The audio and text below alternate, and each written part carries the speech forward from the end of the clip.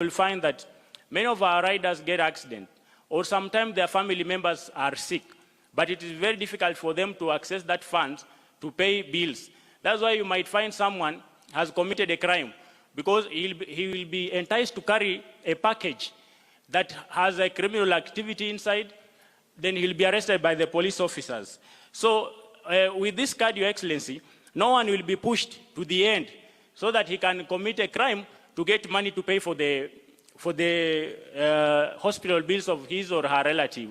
So, Your Excellency, sahi mtu ataenda tu na present card ya NHIF, the one that you are going to offer us, and we are being paid for 1 full year, then this will be able to support us. On SACCO issues, Your Excellency, we are organized. We registered SACCOs, and all these members are in different SACCOs. We just want you the support through SME so that we can be able to access the funds through your ministry for these members to upgrade their SACCOs. Your Excellency, we are talking about matter security. Security is the most important organ of this country. And we are working together with the Boda riders and all the security agencies across the country to ensure that we support the security agencies on reporting any matter of insecurity in our areas, and we work together as a team. Your Excellency, on matters electric mobility, this is a global issue that you are championing, the global, the climate change.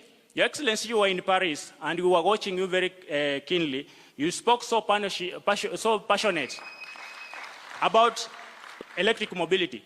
Your Excellency, the motorbikes that you are using right now, their engine is powered by the fuel. At the moment, as you see, mtu anatingizwa na pikipiki kuanzia asubuhi mpaka jioni, akifika kwa nyumba hata akili imechanganyikiwa. Akili iko upside down. So, Your Excellency, with this electric mobility, kwa sababu ziko quiet and they are efficient, I think this is the best project that we can have, and we are going to support you as a sector in this country to ensure that as you speak outside there about global warming and all those things, we are here to hold you and support you. Your Excellency, on matters housing, we want to support you on the project of housing. Affordable housing is very important to us. Your Excellency, mtu wa bodaboda akirudi nyumbani jioni, anapaki pikipiki yake nje. Akiingia kwa nyumba, kanyumba kake ni kadogo, akilala kikanyaga, anashtukia amekanyaga sufuria jirani, imemwaga chakula huko, inasikia ni vita. Because nyumba yenyewe ni duni. When he wakes up in the morning, akitoka nje anapata pikipiki iliibiwa. Your Excellency, with the program that you are having on affordable housing, I'm sure those houses, when they are built, our member atafika pale kwa gate, afunguliwe gate na askari, aingie kwa compound, apaki piki yake vizuri, apande stairs mbili, aingie kwa nyumba yake, aishi in a decent environment. So as a sector, Your Excellency, we are going to support you 100% on matters housing. Your Excellency, on matters on saving, we have almost 1.8 million riders. Your Excellency, when we get all these people registered together, 2 million riders when they are registered, and per day they contribute only 10 shillings, that is 20 million shillings every day. Your Excellency, when you multiply that by 30, that is almost 60 billion every month that we can accumulatively collect as a team. And as a sector, this money, when you have it in our account, will support you on the matters of affordable housing. Because this money, we are going to give it to you so that you can invest in this affordable housing, so that some of us also can be owners of this affordable housing, Your Excellency. So that is a project that we are going to support as a sector. Your Excellency, also what we want to support you on is we as an organization, we always support the government that is in place. Your Excellency, we had a meeting in Naivasha in Nakuru with all these leaders, and we agreed that as a team, we support the government in office. Boda power. Situlisikizana hivyo. And that's why, Your Excellency, to be honest and to be frank, you have never found any boda rider kwa maandamano. Ama mumeenda? Tulisikizana kwamba we are all going to support the sitting government and ensure that as a sector, we are neutral and you operate neutrally to support this country, Your Excellency. Your Excellency, the last thing that we want to request from you is that this electric mobility motorbike that are coming, let these riders, now that we are organized in counties across the country, let's have charging ports. The charging points in this country, let them be owned by the bodas, so that we can also boost our economic income. When we will be owning these charging points, Your Excellency, we are going to improve our income and the sector will grow. So as an organization, we are ready to work with you, support you in any way that is possible, so that we can be able to grow our country together. Your Excellency, we are working very closely with the Ministry of Interior and other ministries to ensure that we sensitize our people. Your Excellency, you will find that in past years, there have been a lot of chaos on the road. Whenever boda rider gets an accident, wanaanza kupigana, wanachoma gari ya mtu. But as the days have gone, unapata kwamba nowadays, they don't fight on the road. Ama sina muna hiyo? Yeah, through sensitization that we have been doing, Your Excellency, hakuna kuchoma magari ya watu tena. Na watu walikuwa wanatugonga, mtu kwa sababu ako na pesa, anaweza hongana kwa koti. Your Excellency, as an organization, we also have our own lawyer. We have the lawyer there who is going to represent us as the boda riders. Kama tuko na kesi, tunasimama. Madam Nanzala is our lawyer, organization lawyer. Madam simama tu watu wakuode. She's our lawyer. Now, sasa wewe ukitugonga, wewe jua tu tutakutana in corridors of justice. Ile vitu ya kuchoma watu kwa barabara, itaisha. So, Your Excellency, we are very happy to host you today. And as an organization, we pledge our loyalty to the government of Kenya. That's what our loyalty pledge says. That we pledge our loyalty to the President and nation of Kenya. And as a sector, that's what we want to do. And from today, henceforth, we want the public to know that as a sector, we are not involved in politics. We don't want to be part of the politics. What we want to grow is our economic empowerment as the riders of this country. Your Excellency also received greetings from Ademola Olajide. Ademola Olajide is your friend. He was the resident coordinator in this country. And he said, Your Excellency,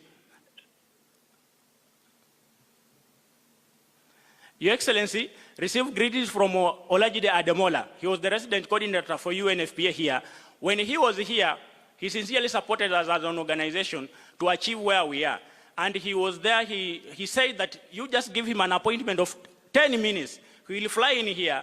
He has seen how our organization has been growing because he has been supporting us. And he wants to take this one to become a continental organization. So he asked me humbly to request you if you can give him 10 minutes of your time. He flies in. Yeah, he flies in so that we can have organized a continental organization, because you are championing the continental issue. And what I can assure you, he said, we should not be worried about money issues. He's going to make sure that this is achieved. Thank you so much, Your Excellency, for your time and coming here and sitting with the hustlers in this room, Your Excellency. Thank you, and thank you again. Thank you very much. He is the National Executive Chairman, Boda Safety Association of Kenya, Mr. Kevin Mubadi. Asante. And next, I'm going to call two speakers, Mr. Timothy Nasatiu and Ken Onyango. Please kindly come together for very short remarks. Tuwapigie makofi wakija tafadhali. Timothy Nasatiu na Ken Onyango.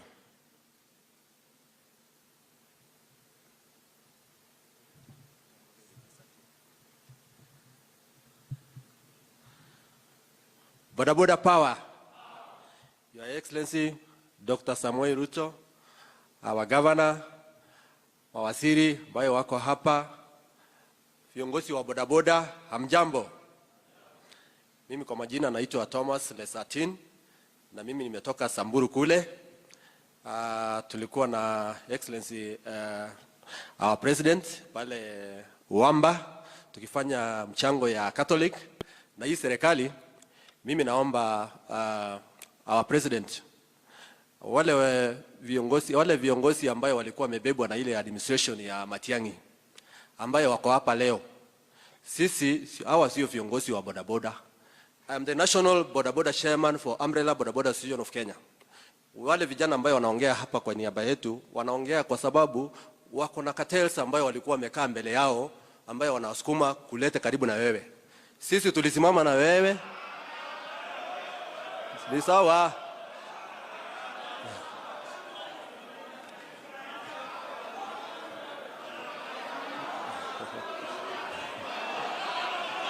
Haya, sawa. Sawa, najua mliitwa. Naomba tafadhali. Haya. Naomba tafadhali. Tutulie. Malizia Tuto.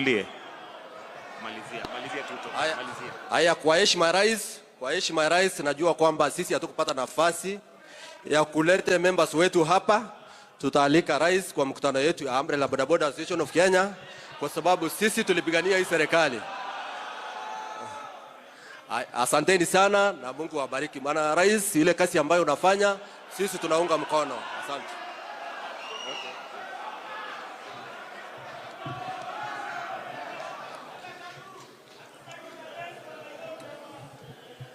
Asante sana. Boda boda Boda boda. Comrades power. Boda boda power. Asante sana. Mheshimiwa Rais na Rais wa Jamhuri ya Kenya na Amiri Jeshi Mkuu wa majeshi wote ya ulinzi and all protocols observed. Your Excellency the President, we are very much grateful today that we've managed to stand in such a podium, share the same podium with His Excellency the President of the Republic. Boda boda sector is a very, very important sector. And everybody knows this. Mimi naitwa Ken Onyango, Chairman, Boda Boda Nairobi County. Your Excellency, we are very grateful kwa sababu you have taken your very precious time to come and actually see what the Boda Boda is doing. Your Excellency, Boda Boda has grown so much. We thank you because you are the very first person that was pushing the agenda ya Boda Boda kuwa kwa SACCOs.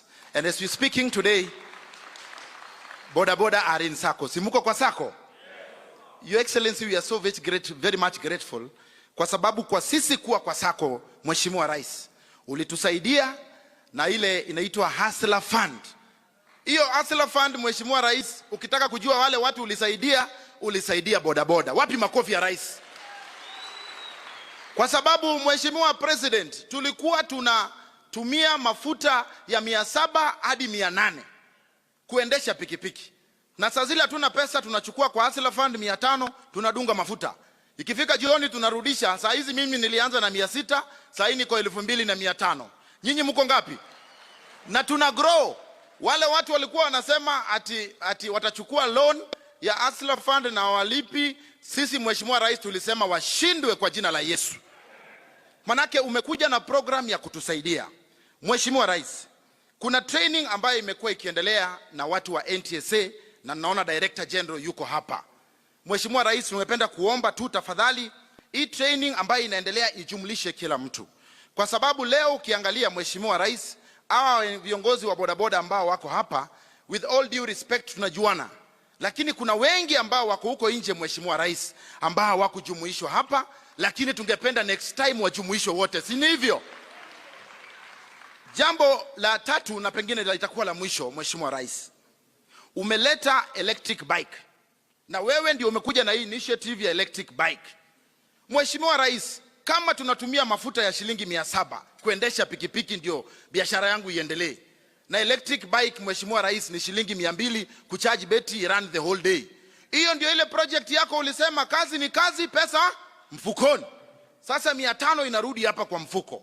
Mimi nataka kukuomba uendelee na hiyo project kwa sababu itatusaidia sana waendeshaji wa bodaboda Kenya mzima ambao wanatuangalia hapa siku ya leo. Mwisho kabisa Mheshimiwa Rais, NHIF. Sisi tulikuwa tunalipa the same amount na wadosi. Wadosi wanakula 1,100 mshahara, 1,200 mshahara. Wanakula 1 million mshahara, lakini wanalipa tu 500 kama sisi. Sasa wewe ukaangalia huyu asla anaumia Mheshimiwa Rais, ukampunguzia.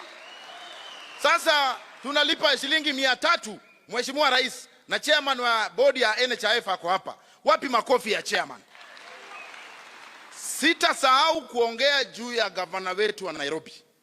Mheshimiwa, hukukosea. Wakati ulisema umepea huyu ticket governor wa Nairobi Johnson Arthur Sakaja, ulipiga tick ile ya ukweli. Manake tumekuwa na administration zote zimepita, Mheshimiwa Rais. Ukiangalia administration ya ule governor aliitwa Kirero, hakutupatia mahali pa kufanyia kazi. Ukiangalia Sonko, hakutupatia mahali pa kufanyia kazi. Ukiangalia ule mwingine alikuja, hakutupatia. Kwanza ule alikuwa mwanajeshi, alikuwa anatupiga hii town mbaya sana.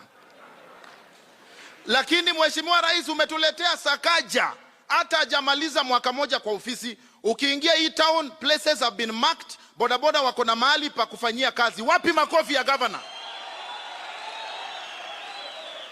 Mimi nikimalizia, kwa sababu watu wa bodaboda wanakaa kwa slums, na wengi wao Mheshimiwa Rais wanakaa manyumba ambayo hawaelewi kama wanaenda kwa bedroom ama wanatoka kwa sitting room.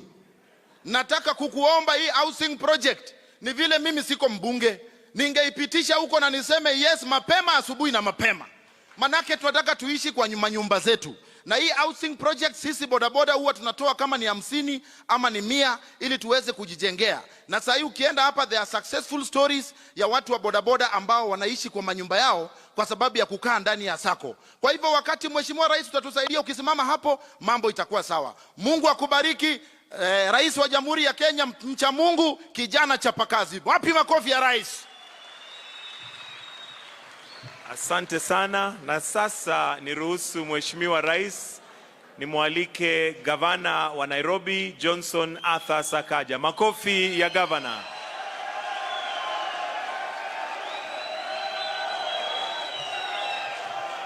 Asante kabisa, asante sana.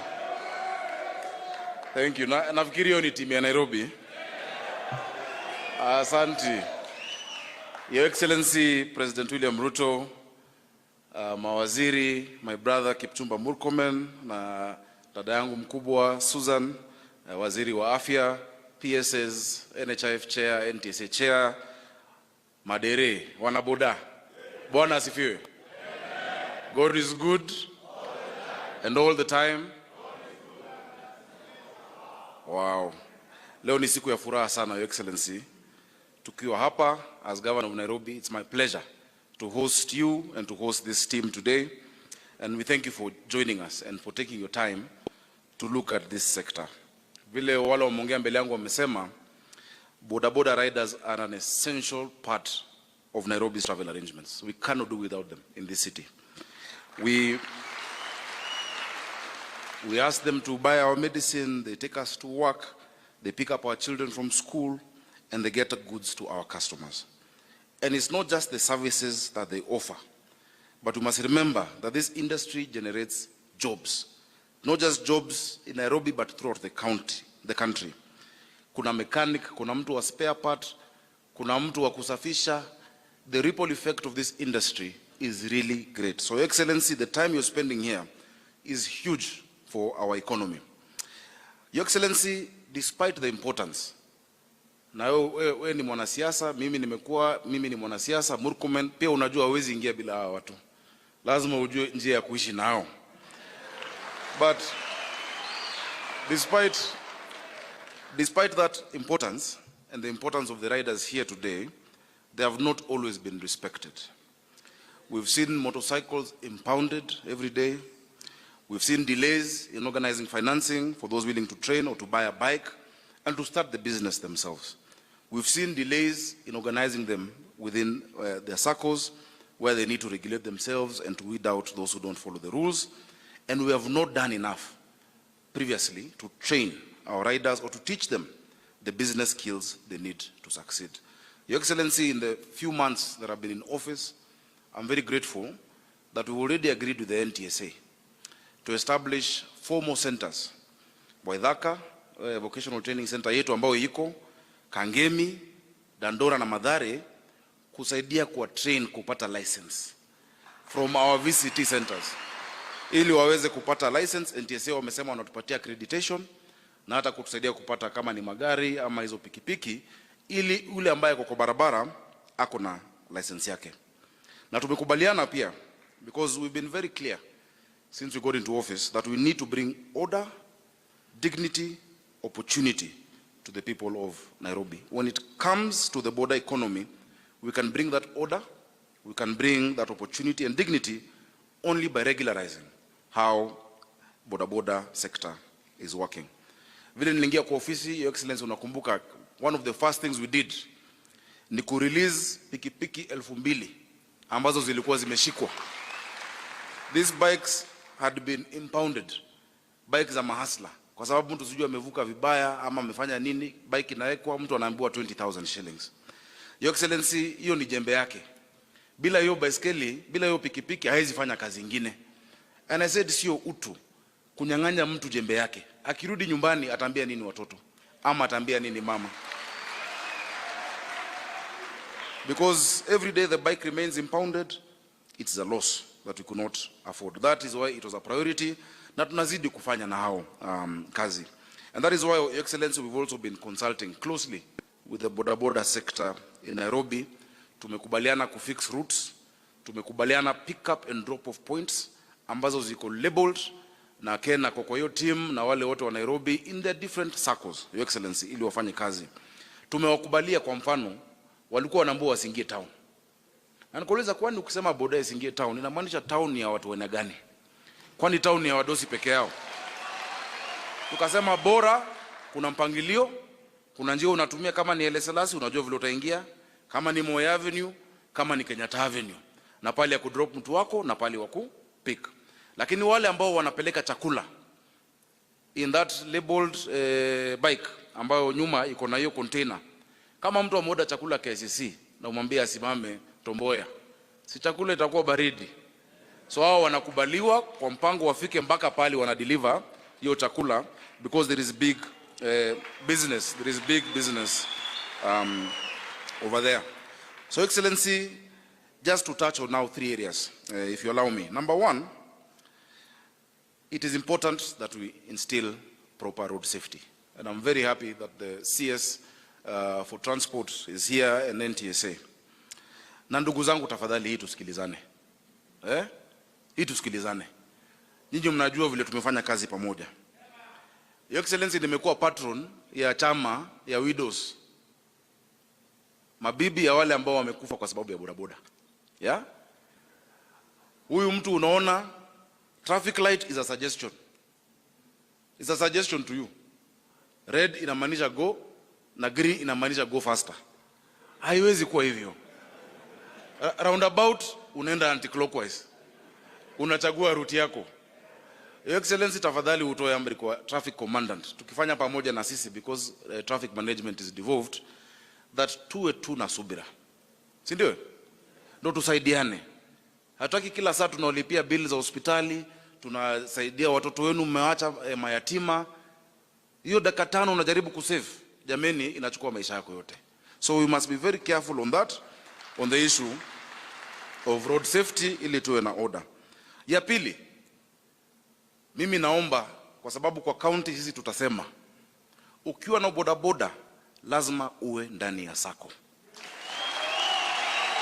Yes. Lazima uwe ndani ya sako. We say, if you want to go far, if you want to go fast, go alone. But if you want to go far, you go with others. Your unity must be your marching anthem. Because once you're better organized, then you're better recognized. So tafadhali tutawapatia muda, tutaconsult na waziri na NTSA, by which time vile tu matatu tuleka zote kwa sako. Bodaboda zote lazima ziwe kwa sako, na zaidi ya hiyo muwe na identification. Tunajua hii sako ni ya Kayole, hivi ndio wamevaa. Tunajua hii sako ni ya Ngong Road, hivi ndio wamevaa. Ama ni aje? Ili wale watu wawili watatu ambao wanaleta jina mbaya, we can identify them. Yeah? That is the best way for us to operate. Na itatusaidia pia ku negotiate. Your Excellency, tunashukuru wao microfinance ambao wamekuja, kwa sababu banks hazingepatia hawa watu mkopo ya kununua motorbike. Lakini akina hawa Mogo credit, watu credit, mtu unanunua bike ya 150, by the time umelipa imekuwa ni 300,000. And you have to pay daily. Unapata saa nyingine mtu amengangana, amelipa, amekuwa mgonjwa wa 1 month, you even pay 200,000, unachotwa. ile 200,000 umelipa inaenda. Hiyo sio utu. We want to ask for us to regularize that sector. So that even as you give the loan, tuwe na, utu kidogo, humanity. Hiyo interest ni kubwa sana. Na pia muwe na, you can't, mtu hawezi lipa 300,000 ama 100, alafu akose mwezi moja ama mbili umnyang'anye. When we release the impounded bikes, karibu 500 hazikuchukuliwa kwa sababu mtu anasema hata akichukua ishachotwa. Haina faida. So that on your excellency, it is only intervention that will help us. Nikienda kumalizia your excellency, hii kitu ya electric ni muhimu sana. Your excellency, you have taken the lead on climate change. Pia mimi unajua nilichaguliwa na mamea wa Africa na governors kuwa vice chair wa climate cities, nikideputize mayor wa London. Kenya must take the lead on climate action. Hizi emissions vile Kevin amesema mnasikia kizunguzungu, tukitumia hizi electric. Kwa siku moja unapata mtu anapata 2,000, si ndio? Hiyo 2,000 700 imeenda kwa mafuta. On top of 700, 500 ndio unalipa ule mtu. Unabaki na 600 hapo. Tena kuna unga inakungojea. Kuna bibi anakungojea. Na saa nyingine pia unataka kupitia mali kabla ya kufika nyumbani. Now tukipunguza mahali mzuri kama kanisa, kukesha, kuomba, si ile mahali nyingine mnafikiria. So your excellency is electric, and I've seen Rome and Boda. We will help you put up the charging infrastructure ya kucharge. Lakini hizo kampuni kujeni mu set up assembly hapa Kenya so that the actual cost of the bike goes low. Hiyo bike iwe karibu na hii ya kawaida ambayo mnalipa. Your excellency, kwa hiyo maneno mengi, ningependa wakati huu kukushukuru na kuwashukuru wana Boda. Sisi tuendelee kufanya kazi pamoja. Juu tunasema Nairobi lazima iwaka. Niruhusu nimkaribishe waziri Kipchumba Murkomen, na akija nitamkumbusha tu ile ya mwisho, na najua it is my favorite topic. Your excellency, from 2015 nikiwa mbunge nimepigana vita ya watu wa online bikes, online taxi, online easy applications. Commission wanachajiwa iko juu sana. 25% ukiingia inaenda straight kule Netherlands, hata ingi kwa serikali yako. Ya pili, the minimum fee, and we agreed to set up a pricing formula with the A and Competition Authority such that mafuta kipana na shilingi 5 wanajua automatically this is the price. Please tusaidie hiyo, watu wananyanyaswa sana. That is why majority of the accidents ni watu wa online taxi, Uber, sijui nani plus wa Boda. Thank you, excellency, and may God bless you.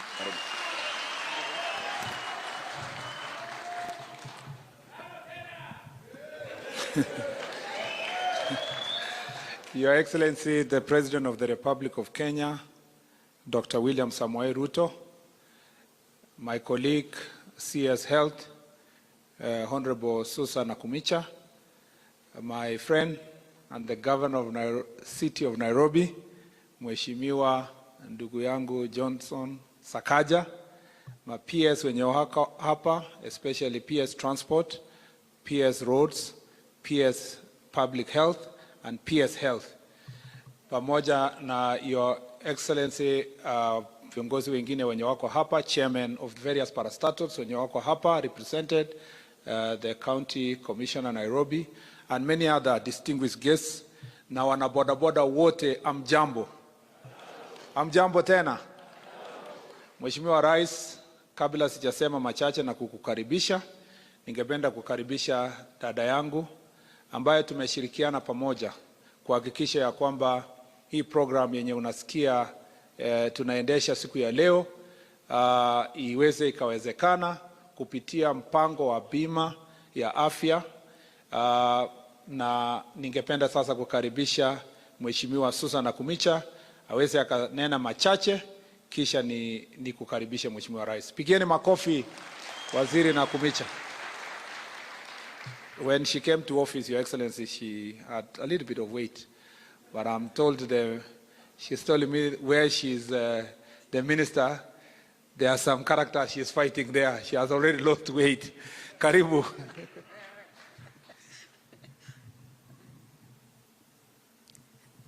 Your Excellency, the President of the Republic of Kenya, Honorable Dr. William Samoei Ruto, my colleague, Cabinet Secretary for Transport, Onesmus Kipchumba Murkomen, the governor of the lovely city of Nairobi that you are restoring, Honorable Johnson Sakaja, PS's present, Public Health, and Kipchumba Murkomen, the other one is the PS for Medical Services, PS for Transport, PS for Roads, the Chair of NTSA, NHIF, distinguished guests, ladies and gentlemen, na wana boda boda wote, good afternoon. Hamjambo boda boda. Mko wazima. Asante sana. Your Excellency, I'm very happy to join you this afternoon to speak to the subject that is of my passion, healthcare. Your Excellency, our institution, National Hospital Insurance Fund, to a large extent has done very well in ensuring the cover for the formal sector is in place. However, Your Excellency, this fund has had a challenge with the informal sector. Challenge of identifying them, challenge of knowing what is their source of income or how much it is so that we onboard them. That has been a great challenge for us. But I'm happy that through all government approach to services, we've worked together with the Ministry of Transport, and they have identified this critical group of boda bodas that we are today giving them a cover for the year. Your Excellency, in many cases, many people who have received a cover of NHIF, especially the men, I'm sorry to say, perceive it to be a personal cover. But I want to encourage the boda bodas that this is not personal. Ensure your dependents are listed so that not just you get care, but your family members get care as well. Hii cover ambayo unapata leo, kama wewe ni mwanamume uko na familia, uko na mke na watoto. Mke akitaka kujifungua, hii cover itamsaidia. Watoto wakigonjeka, hii cover itawasaidia. So it is not a personal property peke yako. Tafadhali hakikisha dependents wako wote umeweka kwa hii cover. Your Excellency, the other beauty of this cover, that besides the normal outpatient and inpatient, it has three things that for me are critical. One is health promotion. That these boda bodas will be given knowledge and guided on how to live positively on matters nutrition and matters safety to do with health. The other thing in this cover, Your Excellency, that is very important is mental health and behavioral change. And lastly, Your Excellency, this cover covers them for emergency evacuation, which is very important. Your Excellency, actually, it bothers me that in most of our facilities, especially the referral hospitals, you go to Kenyatta here, you go to Moi, level 5 and level hospitals, you'll find a dedicated hospital for boda boda riders. We are working together under your instructions as you have directed, Your Excellency, that we promote health and we also prevent diseases. So I'm happy that the team that sits before you, a good number has gone through training for first aid by St. John Ambulance, but we are going to work together with them so that we identify more that can be trained. And as you have guided moving forward, Your Excellency, we are going to ensure that we use a criteria to identify all boda bodas so that we onboard them on NHIF. On those very few remarks, thank you. I'd like to invite back my brother to continue with the program. Asanteni sana. Mheshimiwa Rais, yangu itakuwa machache sana. Kwanza, kama Wizara ya Uchukuzi na Barabara, tunaamini ya kwamba usalama barabarani na safety ya watu wetu ni kitu ya maana zaidi. Mara nyingi taifa letu limechukulia sana kwa msaha mambo ya ajali barabarani. Na unajua Mheshimiwa Rais, pengine kama vile wewe mwenyewe uko na statistics tayari, tunapoteza watu wengi zaidi kwa mambo ya barabara kuliko wale ambao magonjwa tofauti inawamaliza. Na kwa hivyo mambo ya safety ni kitu ya muhimu zaidi. Na tukisema kwamba ni safety, kwanza tunajua, and I know you have the statistics, Your Excellency, wale wanapoteza maisha yao zaidi ya wote ni wale ambao wanafanya kazi kwa mambo ya bodaboda. Hawa ndio wako na shida kubwa zaidi, na ukiona miaka yao na wale wanabeba kwa maisha yao, hii ni shida ambayo lazima tupambane nayo. Na mimi nasema nashukuru Wizara ya Afya kwa sababu imetupatia njia kupitia hii bima, ili wale ambao watapata bima hii kwanza watapitia ile tunasema training, wakuwe trained vizuri, na pia wao wakuwe lazima wamesajiliwa na NTSA, na pia wawe na leseni ya kuendesha biashara ambayo wanaendesha. Mheshimiwa Rais, tuna jukumu sisi kama bodaboda riders kuhakikisha ya kwamba tunalinda maisha yetu kwanza, kwa sababu ajali zote zinaofanyika, wengi ambao wanakufa ni wale ni bodaboda riders. Ni wengi ambao wanakufa, wanapoteza familia zao. Lakini pia tuko na sababu na kazi ya kuchunga wale ambao ni pedestrians, ambao wanagongwa na motorcycle, na pia kuchunga wale ambao tunawabeba. Mheshimiwa Rais, nimesema hii mara nyingi. Wananchi, sisi wananchi ambao tunabebwa na bodaboda, si kwamba hatuna uwezo ama hatuna jukumu.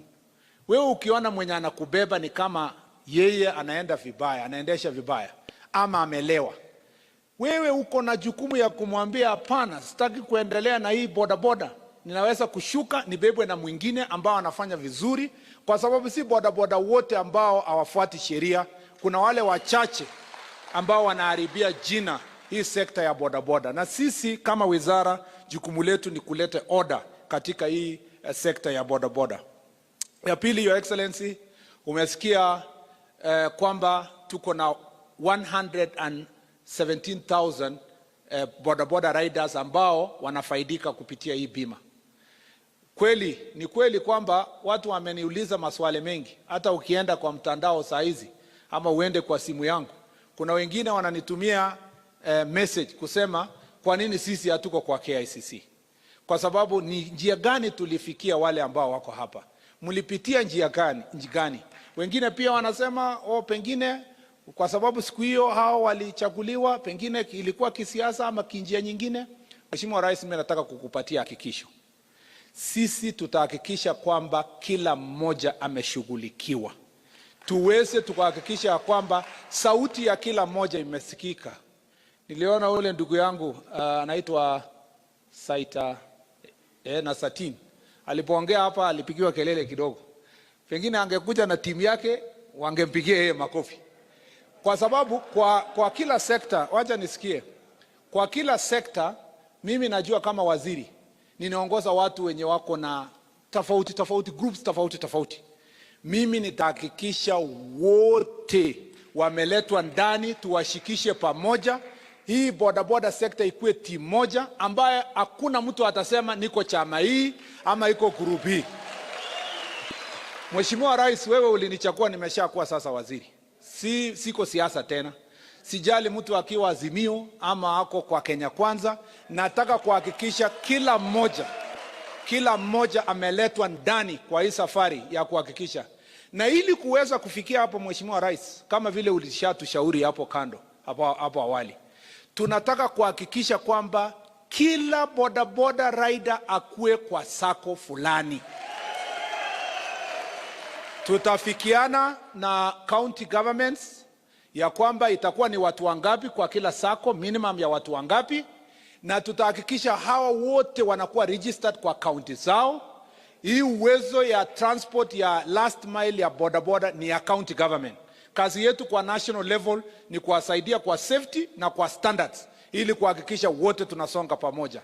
Ni nia yetu ya kwamba through NTSA, na nimewaambia hivyo, through NTSA hii numbers yenye watu tunapoteza kila mwaka imepungua, kadri ya kwamba katika miaka 5 ijao hatutakuwa na nambari ambazo inapita watu 100 wanapoteza kwa njia ya bodaboda. Mheshimiwa Rais, nchi zingine ukienda kusoma gazeti, watu 3 wakikufa kwa barabara kwa nchi ya Amerika inawekwa gazeti, hata gazeti ya dunia. Lakini nchi yetu hapa watu 5,000 wanakufa, ni kawaida tu. Mwaka kesho tunasoma 6,000, mwaka hiyo nyingine 9,000. We need to change this culture, tuhakikishe tunachunga maisha ya kila mmoja.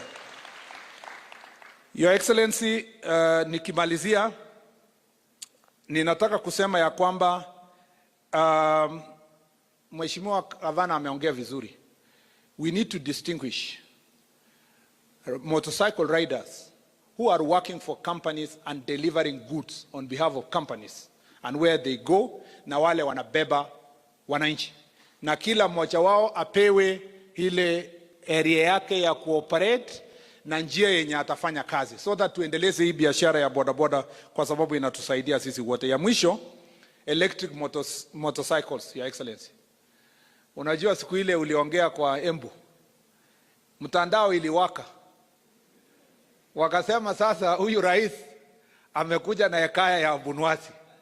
Itawezekanaje tukue na motorcycle ya stima? Wewe Mheshimiwa Rais, wa Kenya wengi hawajui kwamba tayari tuko na motorcycles karibu 1000 ambayo ni ya stima yenye inafanya kazi tayari. Na tunajua tayari, hata wewe uliona yale mbili ambayo uliona leo yenye iko hapo katika hii room ni electric.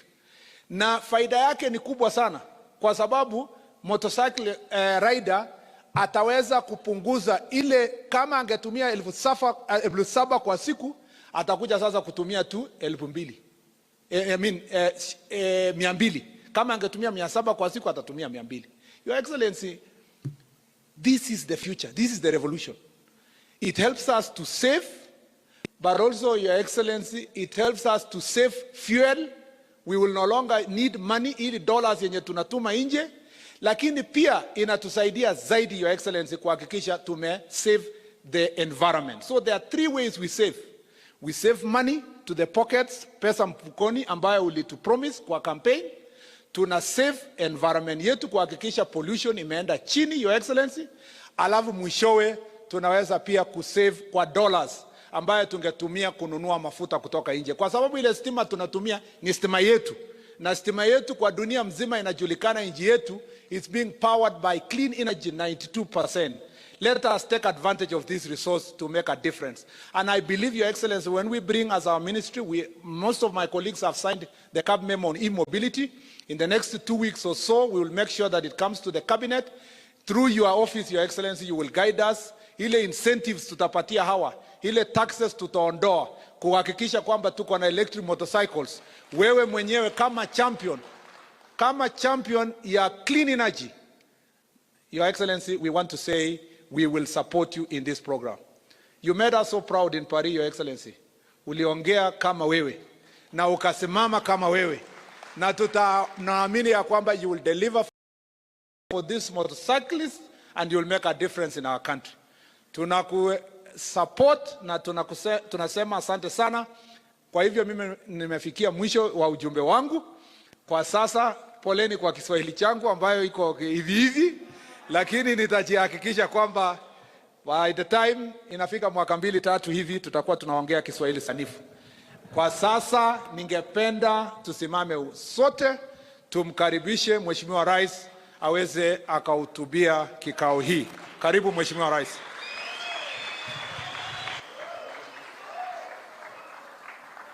Asante sana. Tafadhali tuketi chini. Thank you very much. Mawaziri walio hapa, gavana wetu wa jimbo la Nairobi, viongozi wa wafanyi biashara wa bodaboda, hamjambo. Kwanza mimi nataka niwakaribishe hasa wale wametoka nje ya Nairobi. Karibuni Kanairo. Najua gavana hapa amewakaribisha. Na wale mnatoka Ushago, muchunge sana ku cross barabara, lazima uangalie pande hii na uangalie pande hiyo ingine, hatutaki tupate ajali. Kwanza mimi nataka niwashukuru sana kwa sababu mimi na watu wa bodaboda tumetoka mbali. Katika ushirikiano nilio nao, na nilielewa pale mbeleni ya kwamba kazi ya bodaboda ni biashara kama biashara zile zingine zote. Na nimetembea sehemu nyingi ya Kenya. Nimekuwa Western Kenya, nimekuwa Coast, nimekuwa Central, nimekuwa hii Nairobi, nimekuwa Bonde la Ufa, nimekuwa mpaka Nyanza nikifanya harambee ya wanabodaboda. Mimi nimefanya harambee kama 200 za watu wa bodaboda, na nimetumia pesa zangu karibu kwa miaka 8, 9, 10 imepita, karibu shilingi milioni 250 katika sekta ya bodaboda kuwafanyia harambee. Nasema hivyo kwa sababu nataka muelewe umuhimu wa sekta hii ya bodaboda. Nakumbuka wakati mmoja tukiwa Kisumu kwa mkutano fulani, kulikuwa na msukumo mkubwa sana ikisemekana watu wa bodaboda ni wakora, watu wa bodaboda ni wezi, watu wa bodaboda hii na ile, lazima tufanye hii na ile. Nikasimama pale Kisumu, na mnakumbuka hiyo mkutano, nikasema watu wa bodaboda ni wafanyabiashara kama wafanyabiashara wengine, na kama kuna wahalifu washughulikiwe kama vile wahalifu wengine wote wanashughulikiwa, si ndio? Kwa sababu kulikuwa na msukumo ya watu kusema, kwa sababu kuna watu wa bodaboda wachache wahalifu, wanachukua mali ya mtu, wanaingia kwa bodaboda, wanakimbia, wanafanya hii. Watu wengi wakasema hii sekta iko na wakora, na nikakataza, nikasema this sector is as good as any other business. Ndio? Hata nikauliza wakati mmoja, kwa sababu siku hiyo kulikuwa na mkasa ama kashfa kubwa sana ya watu ya KEMSA walioiba pesa ya COVID. Sasa nikawauliza siku hiyo, kwani wale watu wameiba pesa ya COVID walikuwa ni watu ya bodaboda? So walikuwa ni wakora tu kwa ministry ya health walikuwa huko. So nataka kwanza tukubaliane ya kwamba bodaboda ni biashara kama biashara zingine katika Kenya. Na ndio sababu wakati nimetengeneza serikali nimeunda wizara maalum ya cooperative na micro, small and medium enterprise ya kushughulikia wafanyabiashara wote wadogo. Na ndio sababu kazi yangu ya kwanza, mpango yetu ya kwanza ni ile Hustler Fund, kwa sababu nilijua kuna mtu anahitaji saa zingine shilingi 200 ama 500 aweze kuunganisha biashara yake, watoto wapate chakula, lakini hiyo 500 saa zingine kupatikana inakuwa ni balaa. Na nikasema kupatikana hiyo 500 sio lazima ujue mtu yeyote, sio lazima uwe rafiki ya mtu yeyote, sio, hakuna kamati ya kwenda kufanya mkutano na mjadala wa kuuliza maswali, wewe jina yako ni nani, wewe ni wa chama gani, wewe ni wa community gani, wewe unatoka wapi? Hapana. Nikasema kamati ya kupata Hustler Fund ni wewe na simu yako. Hiyo ndio komiti. Ndio komiti, unamalizia hapo, unapiga maneno kwa simu yako, ujipange hapo, unapata pesa, unaendesha biashara yako. Na nikasema wananchi walikuwa wanalipa kwa fuliza shilingi 1% per day, ambaye ni 360% per year. Nikasema hii Hustler Fund itatoka 360% per year, tuteremushe chini mpaka 8% per year. Kama unataka kuhesabu baadaye ile riba unalipa ni 0.00 2%. Kutoka 1% mpaka 0.2 huko ikisonga. Tunaelewana? Ndio kila mtu awe na uwezo ya kuweza kufanya biashara yake, kuunganisha maneno haraka haraka.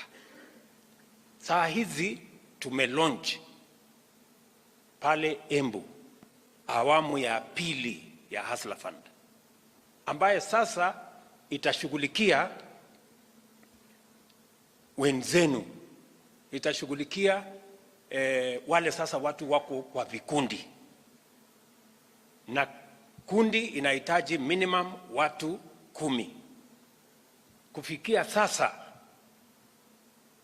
zile vikundi ambazo zimetengenezwa Kenya inakaribia 100,000, 100,000 groups ambazo wamejiunga. Pia kuwa katika kikundi sio lazima ujulikane na mtu yeyote. Lazima wewe na watu yako, kama ni watu 10, kama ni watu 20, mnaungana kwa kikundi, na tumesema hiyo kikundi tutawapatia kati ya shilingi 20,000 na shilingi 200,000. Na hiyo pesa haihitaji logbook, haihitaji title deed, haihitaji ujulikane wewe ni nani.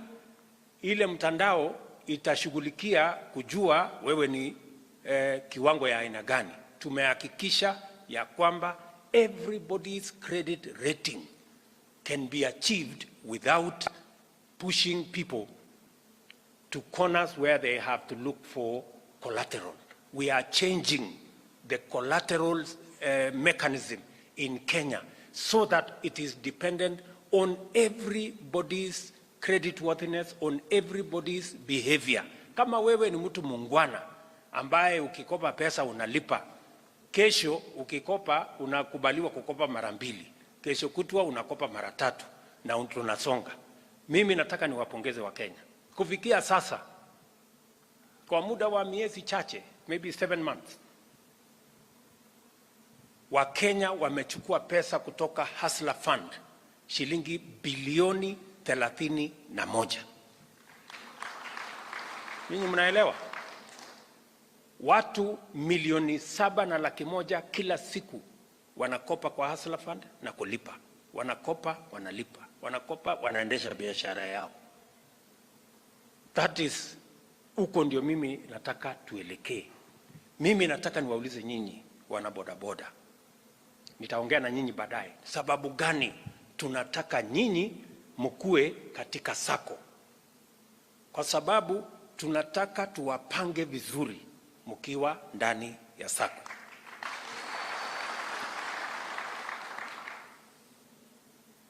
Na mimi nataka niwaeleze hivi. Siasa mimi naelewa, na hata nyinyi mnajua mimi naelewa. Mnajua mimi naelewa siasa, si ndio? Hapo niko na ufundi kiasi. Mimi nataka niwaambie mambo ya bodaboda, mimi sitaki siasa ndani yake. Bodaboda ni biashara. Tunaelewana? Bodaboda ni nini? Biashara. Kama wewe ni mtu ya chama hii ama chama ile, pelekana na chama yako mahali ingine. Hapa mimi nataka tukubaliane na nyinyi, tutapanga biashara. Wale watu wengine walinitangulia walikuwa wanajaribu kutumia bodaboda kupanga siasa. Na nyinyi mnajua. Kwani hamjui? Si mnajua? Hiyo biashara mimi sitaki. Mimi nitajipanga na siasa kando na bodaboda. Tunaelewana? Siasa yangu mimi najua kujipanga na mambo mengine. Na mimi sitaki tulete siasa ndani ya biashara ya watu wengine. Tunaelewana? Mimi nataka niwaulize, kama mtu anaendesha bank, akiingiza siasa huko ndani, bank itasimama? Kama wewe ni mtu ya kuuza maziwa, ama unauza waru, ama unauza fertilizer, ukiweka siasa ndani, hiyo biashara itaendelea?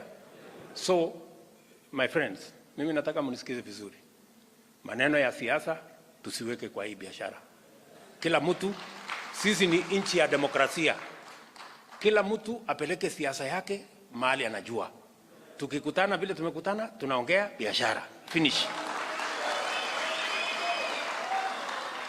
Sijui kama tumeelewana hapo. Tuko pamoja? Na ndio nilisema wakati tulianzisha kukutana mahali fulani, ati ndio wa approve nani atapata, nani hatapata.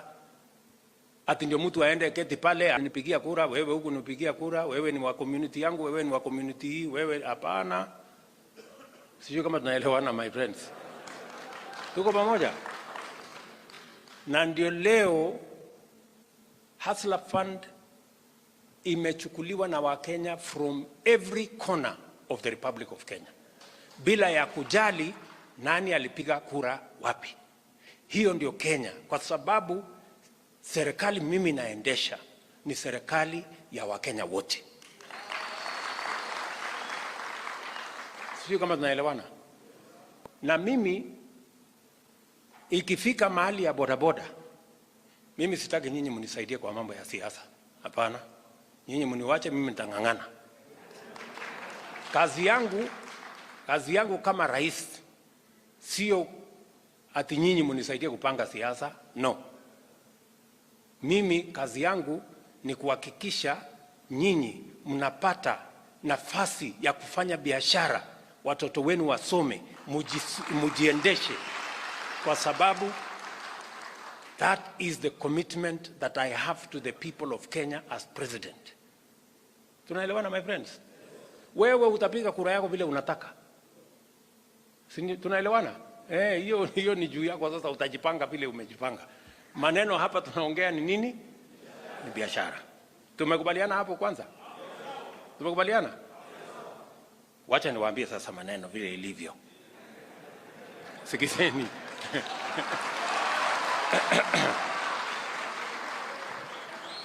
Maneno vile ilivyo. Vile nimesema kuna mambo mazuri sana yanaendelea, na mimi nataka niwapongeze. Kenya tuko na watu 1.8 million, 1.8 million people wanafanya biashara ya bodaboda kwa njia moja ama nyingine. Hawa ni watu wengi sana katika taifa letu la Kenya. Na pongezi hawa watu ambao wamejisimamia, wamejiamini. Mtu ameenda akanunua, akaweka pesa yake, akanunua bodaboda, anaendesha biashara yake. Mimi nataka niseme heko, pongezi, hongera, tutasimama na nyinyi. Na ndio sababu tulisema hatutaki wafanyabiashara wakiwemo wa bodaboda wadhulumiwe. Pale nyuma tulikuwa watu wa bodaboda walikuwa wanahangaishwa. Wanahangaishwa na kanjo, wanahangaishwa na askari, wanahangaishwa na wale, na tumesema hiyo lazima ikome. These are business people. We want to organize them so that they can do their business. Statistics inatuonyesha ya kwamba bilioni 350 kila mwaka iko katika sekta ya bodaboda. Almost 1 billion shillings every day is contributed by the bodaboda sector in our economy. Karibu ni kama pesa yote sisi tunatoa kama serikali kwa counties. That is what the bodaboda sector contribute, and that is big. Tunaelewana? Na hiyo ni kazi mzuri. Mimi nataka niwahakikishie tutawashirikisha, tutawashikanisha na opportunity ndio tuweze kwenda mbele pamoja. Lakini kuna mahali mimi nataka turekebishe. Ajali ambayo inapatikana kwa Kenya, watu wanaopatikana kwa ajali zote Kenya ni watu 20,858. 20,858 people are involved in accidents in the Republic of Kenya every year, especially last year. Wacha niseme last year. Yeah? That is the report we have. The report for last year, 20,858 and 53 people were involved in accidents. Kati ya hawa watu 20,000, watu 4,515 walikufa. 4,515 people died because of accidents last year. Ni mnanielewa? Wale wengine watu 16,000 walipata ajali, wengine wamekuwa wamepata permanent disability, wengine wamepona, wengine wako na majeraha, wengine wako na matatizo, wengine hawawezi kufanya kazi yao, hawawezi kujisimamia kwa sababu ya ajali. Kwa watu 4,515 ambao wamekufa, wale watu wamegongwa na bodaboda ni watu 1,620 wamegongwa na bodaboda, wamekufa. Watu 1,209 madreva wa bodaboda wenyewe, wacha sasa wale watu wa kutembea, watu 1,000 watu wa bodaboda riders 1,209 wamekufa. Wale watu wa kubebwa na bodaboda watu 420 wamekufa. Wale watu wa kuendesha sasa magari yale mengine watu 408 wamekufa, na passengers ya yale magari wengine watu 800 wamekufa. Meaning watu wa bodaboda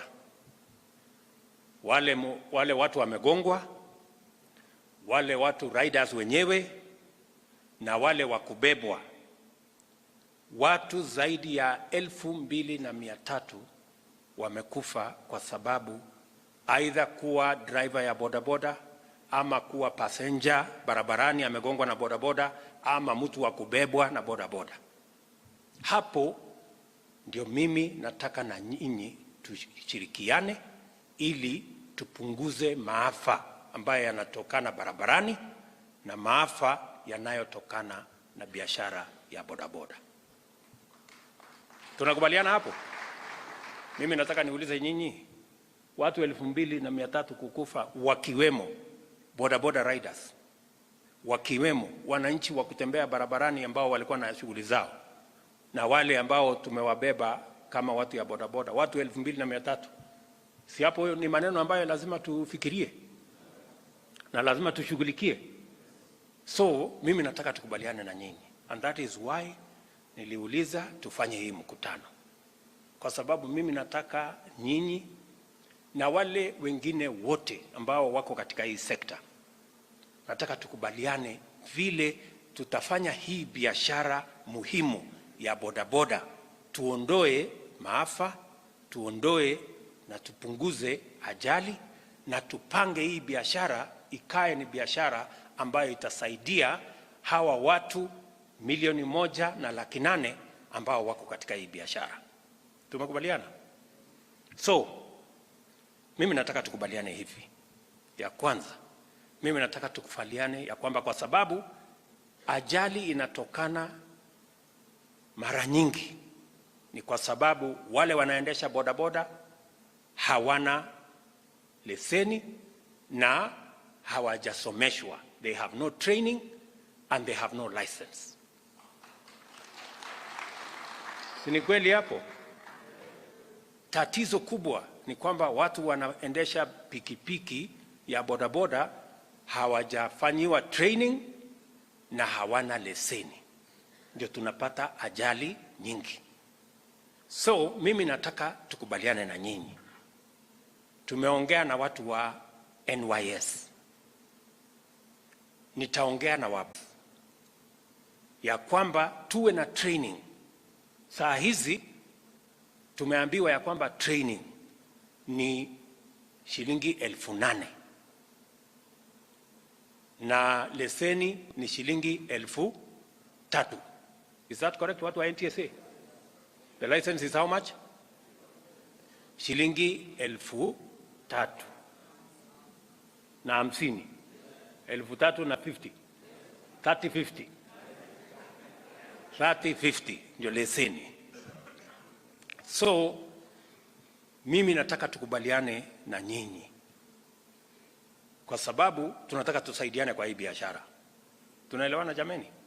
Mimi nataka tukubaliane na waziri yuko hapa wa transport. Hawa ni watu yako, watu ya kutumia barabara. Nitapanga na watu wa NYS, nitapanga na counties,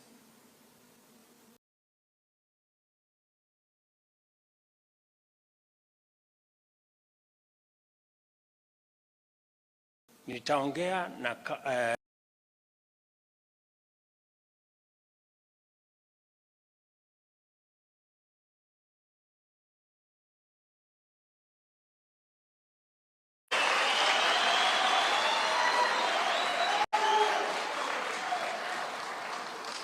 waziri vile utaenda kujipanga.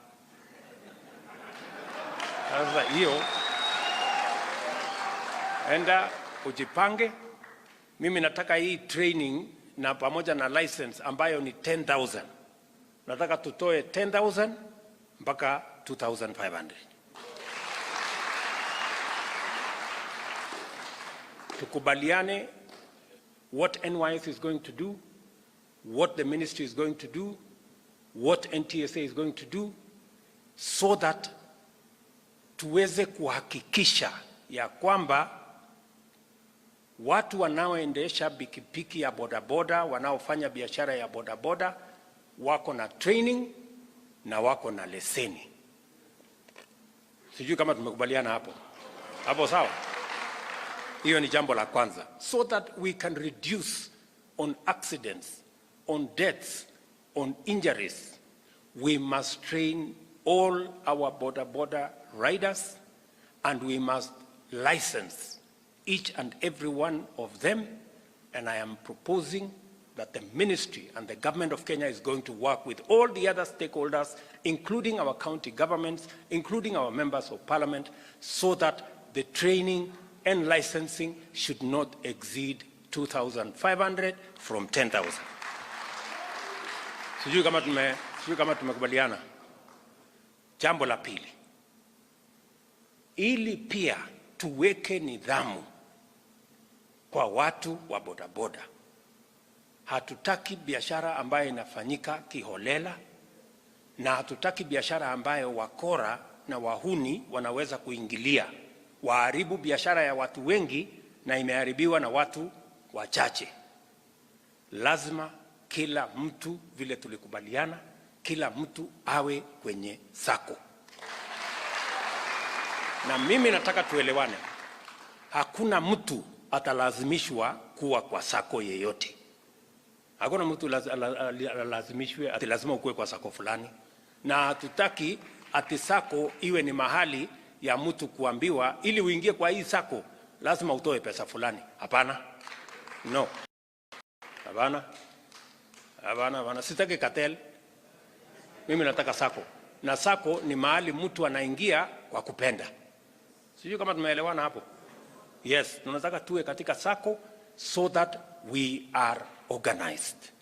Na mimi nataka wizara ihakikishe na NTSA ihakikishe ya kwamba hizo sako za bodaboda ni sako ambayo ina maslahi ya members.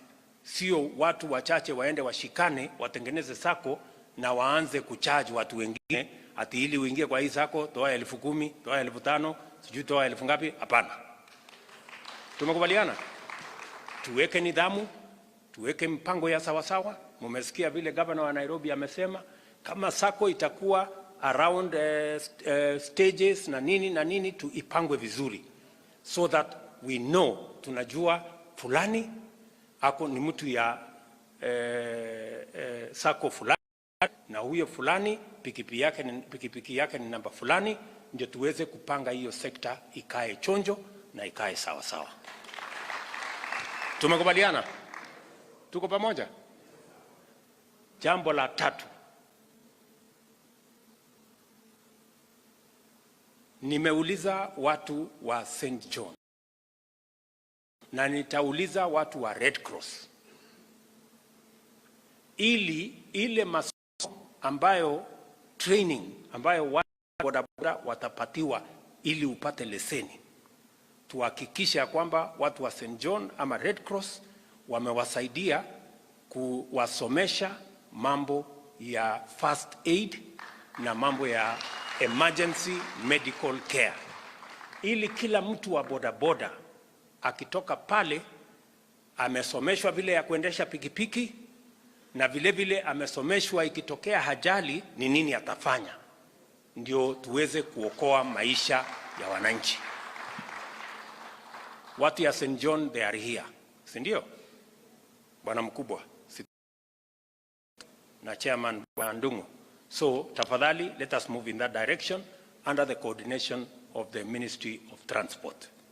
We want, as a way of ensuring that the border sector is has elements of discipline, we want to ensure that they are organized in proper circles. And number two, apart from training on the to get the riders the correct training, we must also ensure that the riders have been trained on first aid and emergency medical care, because they are, in most cases, the first respondents or the first victims of the various accidents that take place in the country. Hapo tumekubaliana? Nataka pia tukubaliane ya kwamba kama mtu wa bodaboda amefanyiwa training,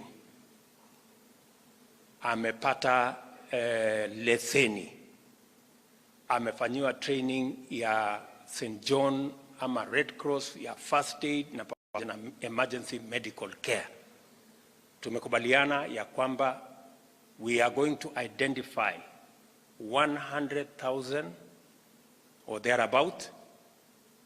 How many, Waziri Nakhumicha?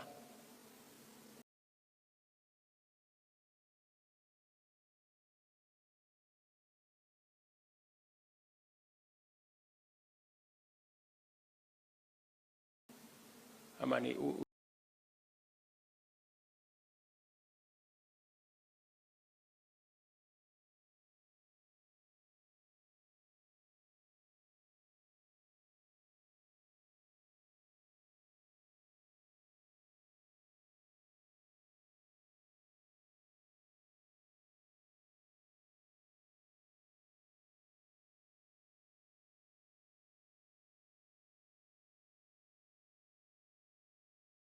Number 4, wewe ni member wa SACCO.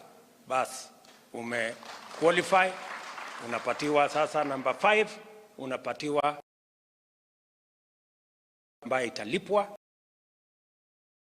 Na hiyo card, vile mulisikia hapa Waziri Nakhumicha akisema, hiyo card sio yako peke yako, ni yako, mke wako na watoto. Na kama una mke, hata kama uko na mpango ya kando, uweke kwa card. Kama tunaelewana, tuko pamoja nyinyi wadosi, tumekuelewana? So nafikiri tumekubaliana. Mimi nataka niwaeleze, nafikiri watu wa bodaboda saa hizi tuko na mpango ya kupatia, tuko na pesa tayari ambayo inawangojea. Ni nyinyi mjipange. VAT kwa stations zote zile ambazo mmesema, we are also eliminating VAT on all infrastructure around charging stations, ambazo sasa we are going to roll out. Tuhakikisha kwamba kuna mahali ambapo we unaenda kucharge battery, saa ile unangojea mgeni, saa ile unangojea mteja, nini yako iko kwa charger na unapiga mbinja ukingojea, saa ile unangojea. Sijui kama tunaelewana. Jambo la nne, zile batteries zinaitwa lithium ion battery ambazo zinatumika kwa electric motor vehicles na electric motorcycles zilikuwa zinalipiwa ushuru 35%. Tumesema tunateremusha from 35% mpaka 10% kulingana na ile ya East African Community. Nyinyi mnanielewa? Alafu kufikia tarehe 1 Septemba, vile nilitangaza kule Embu, tutakuwa tumeagiza na zitakuwa zimefika hapa bodaboda 10,000 ya kwanza, ambaye ni bodaboda ambaye itakuwa inatumia stima. First 10,000 will be here. 100,000 will be in Kenya by December. Na hiyo barabara ndio tutakuwa tunaelekea. Tutakuwa tunabadilishana. Wewe unalete bodaboda ile ya kutumia petroli, tunakupatia bodaboda ile ya kutumia stima. Sijui kama tunaelewana. Tuko pamoja? Na mtaelezwa as we move. Mtaelezwa vile hiyo mpango itaendelea. Kwa sababu watu 1.8 ni watu wengi. Na nia yetu ni kufanya mambo mawili.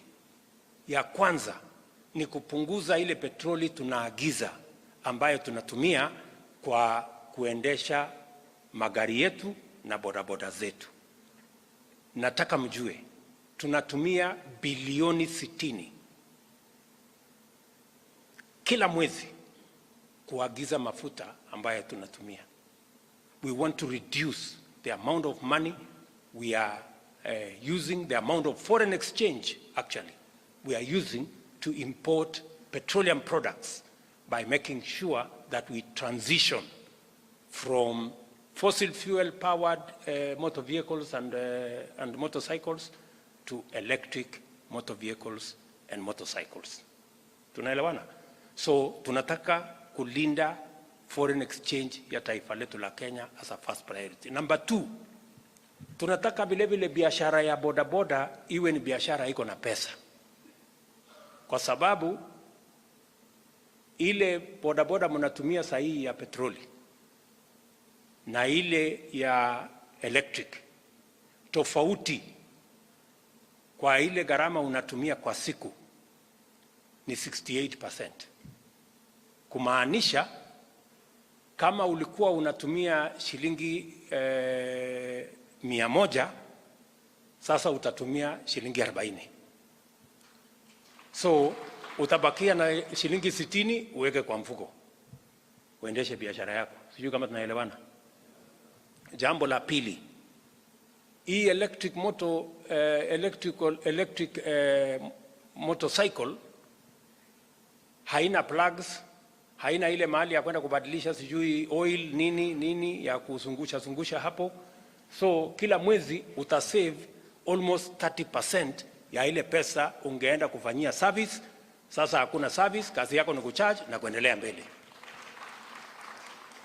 Na mmesikia jamaa mwingine hapa amesema hata hii haina kelele mingi. So utakuwa na haina pollution. So kazi yote inaweza kuendelea pamoja. Sijui kama tumeelewana. That is our plan. Jambo lingine, kwa sababu nataka niwaeleze vizuri. Jambo lingine, tunafanya mpango saa hizi kama serikali kuhakikisha ya kwamba pale kwa charging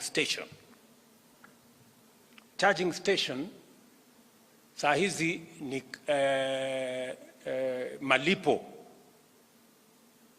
ya stima ni kati ya shilingi 15 na 20. Saa zingine hata inaenda mpaka 25. Lakini tumesema pale kwa charging station tutapunguza gharama ya stima.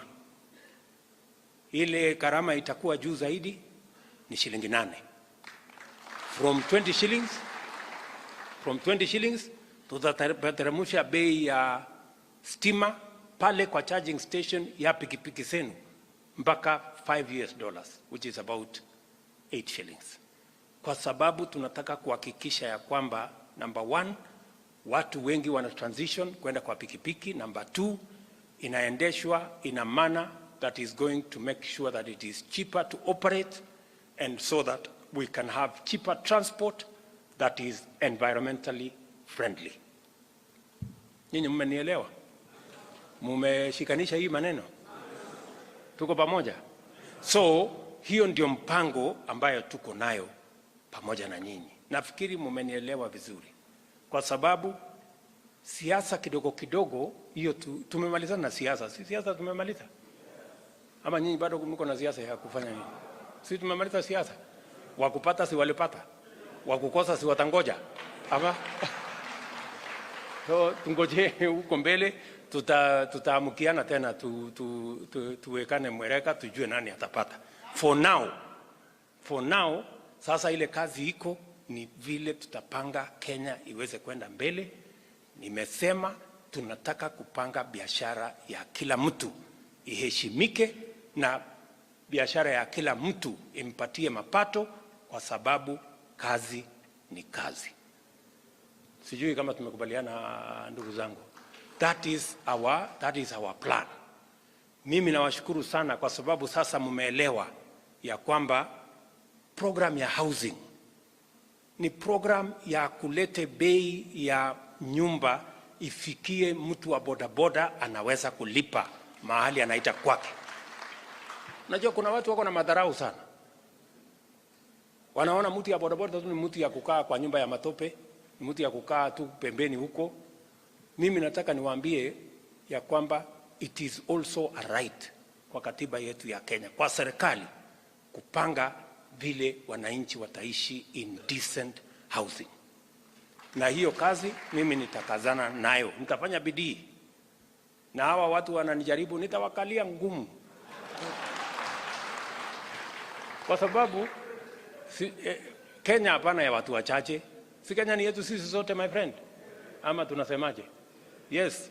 Na nilieleza jana ile kazi tunafanya na ile kazi tutashirikiana na nyinyi. Nimewaeleza tuko na mpango ya kureduce mambo ya cost of living. Bei ya chakula tuko na mpango ya vile tutakabiliana nayo mpaka ifike mahali Wakenya wanaweza kulisha familia zao. Tuko na mpango ya kusaidia wakulima wetu, tuko na mpango ya kuhakikisha kwamba tuko na dams ya kutosha, tuko na mpango ya kuhakikisha kwamba wakulima wetu ama wafugaji tunawasaidia, tuko na mpango ambayo itahakikisha finally we have invested in making sure that we grow enough food. We have a plan on how to enhance food production in its big spectrum so that we can reduce the cost of living, reduce the cost of food, and manage our country better. Na nimewaambia wale marafiki zangu wengine, hata uweke sufuria kwa kichwa mara ngapi ama siku ngapi, bei ya chakula iweze kupungua. Tuambiane ukweli.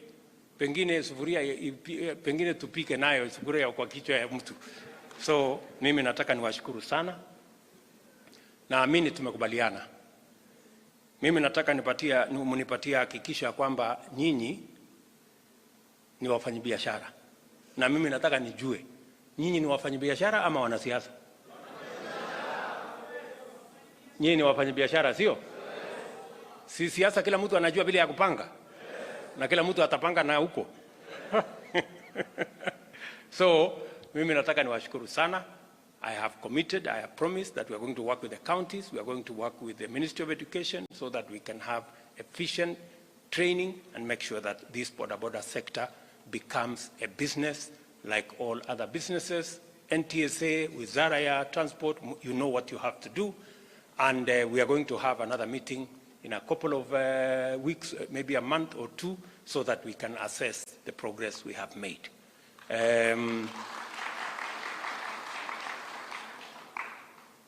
Maneno ya kupigiana makelele muache. Mimi mnanielewa? Mimi sitaki unakuja kupigia nani kelele hapa? Sisi tumekuja kila mtu ako na biashara. Yes, tuachane na mambo ya makelele, tuachane na mambo ya mirengo, sijui huyu ni wako na hii, sijui huyu ni wa pande hii. Mimi siko hapo.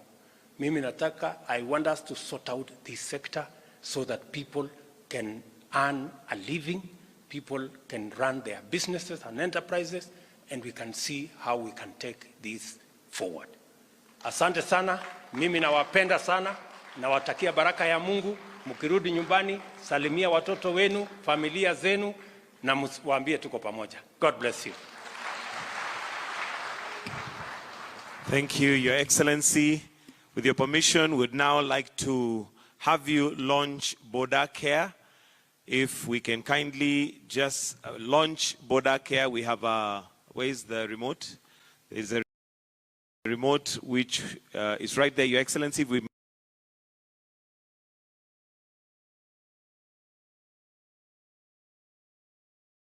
And the PSs too can just be there to help His Excellency as we